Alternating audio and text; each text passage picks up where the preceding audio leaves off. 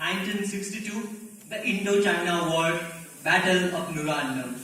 Fearing a heavy casualty in the battle, the Indian Army commanded the 4 Gurkha rifles stationed at Nirmalya to retreat.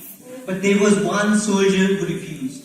One soldier, with the help of 2 local girls, Nura and Sela, decided to face the advancing Chinese army. He positioned the weapons at strategic points and maintained fire to deceive the Chinese army, not for hours but for 3 complete days that they were facing a complete battalion. He single-handedly resulted in a casualty of 150 Chinese soldiers, the maximum a man can boast in that war. When the Chinese army found out the plot, the furious army marched to the post. But Major General and then rifleman Jaswant Singh Rawat did not wait for an enemy bullet to kill him.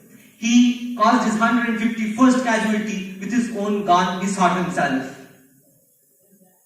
Even today, when the Indian army passes through the post of Nirmalya, it pays tribute to General Rawat as if he were alive. 40 years after his death, he was promoted to the ranks of Major General. Such is the heroics, the legacy of bravery of our Indian army, which stands a long list. But the question is, what propels a person to achieve the unachievable even in the face of such eminent trait? And the answer, ladies and gentlemen, patriotism, defined as a love for one's own motherland.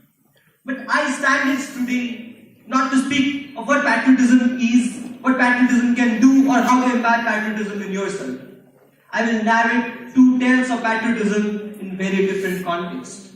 24th October 1922. As sun rays falls over the streets of Rome, the citizens of Italy awake to find 30,000 soldiers, all dressed in black, marching to the capital. Their aim is to establish their leader, Benito Mussolini, as the Prime Minister of Italy. Mussolini had planned this move to remind the people of what centuries back Julius Caesar had done on that very same day, a march to Rome. What happened next was the President Victor Emmanuel II surrendering the post of Prime Minister to Mussolini and a 2-decade-long fascist regime in Italy, highlights of which are first, indiscriminate suppression of opposition in the country, and second, ruthless murder of civilians by the blood sacks. But the question here is again, why did the civilians at the first place allow such a revolution to take place?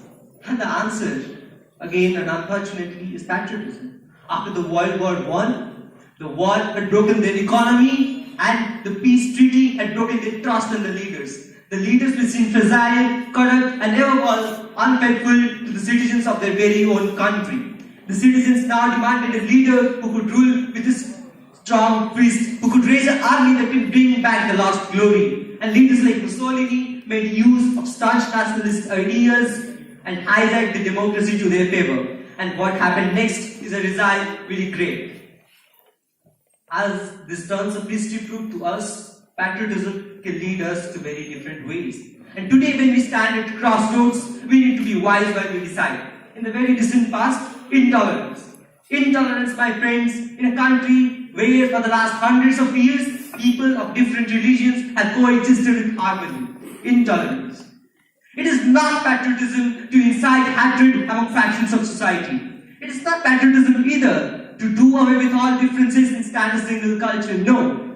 We need to relish these differences. We need to preserve this diversity we have been long proud of. But India is what Indians do. Today when I stand here and I criticize my country, I still remain a patriot, a proud Indian. I am not here to feed into your thoughts, but I would like to end with a quote from Vivekananda. Do you love your country? Then come, let's struggle for higher ideals. Look not back. Look not back when at the nearest or the dearest cry. Look not back. Only forward. Practical patriotism is not a mere sentiment of love for your country. It's an ardent desire, an earnest passion to serve your fellow countrymen. Thank you. Jai Hind.